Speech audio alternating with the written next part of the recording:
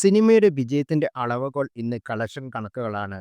മലയാളത്തിൽ നിന്നുള്ള സിനിമകളുടെ ആഗോള കളക്ഷൻ കണക്കിലെടുത്താൽ എമ്പുരാൻ ബഹുദൂരം മുന്നിലാണ്.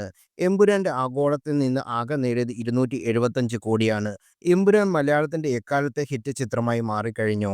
2025 പ്രദർശനത്തിനെത്തിയ മലയാള ചിത്രങ്ങളിൽ കളക്ഷൻ ബേസിൽ ജോസഫിന്റെ മരണമാസാണ് 13.36 കോടിയുമായി 10ാം സ്ഥാനത്ത് നേടിയിരിക്കുന്നത്. 9ാം സ്ഥാനത്താകട്ടെ മാത്യു തോമസും അർജുൻ അശോകൻ തുടങ്ങി വേഷമിട്ട ബ്രോമൻസാണ് ഇടം നേടിയിരിക്കുന്നത്.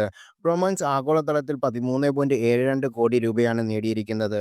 മോഹൻലാൽ നായകനായ എമ്പുരാൻ മാറ്റി നിർത്തിയാൽ യുവതാരങ്ങളാണ് പട്ടികയിൽ മുൻനിരയിൽ ഇടം നേടിയിരിക്കുന്നത് എന്നതും 2025ന്റെ വലിയ പ്രത്യേകതയാണ്. ബ്രോമൻസിന് പിന്നാലെ എത്തിയിരിക്കുന്ന ടൊവിനോ ചിത്രം ഐഡന്റിറ്റിയാണ്. പക്ഷേ ഐഡന്റിറ്റി ആഗോളതലത്തിൽ ചെറിയ തുക മാത്രമാണ് കളക്ഷൻ നേടാനായത്.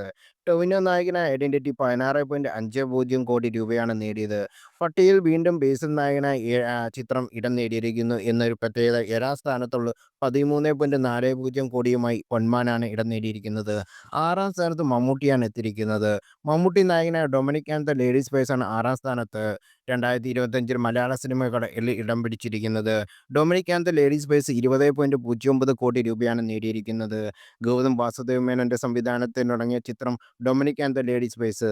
തൊട്ടു പിന്നാലെ മമ്മൂട്ടി തന്നെയാണ് ഇടം പിടിച്ചിരിക്കുന്നത്. ബസൂക്കയാണ് ആഗോളതലത്തിൽ നിന്ന് ആകെ 23 കോടി രൂപയാണ് നേടിയിരിക്കുന്നത്. ഇപ്പോഴും പ്രദർശനം തുടരുകയാണ് ബസൂക്ക. ആലപ്പുഴ ജിങ്കാന ആഗോളതലത്തിൽ 44.94 കോടി രൂപയുമായി 4ാം സ്ഥാനത്തുണ്ട്.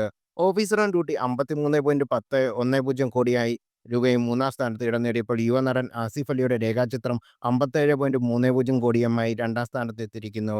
ഇതുവരെ 2025 ദുർഗന്റെ മലയാളത്തിൽ റിലീസ് ഉണ്ടായിട്ടില്ലെന്നതും ശ്രദ്ധേയമായ കാര്യമാണ്.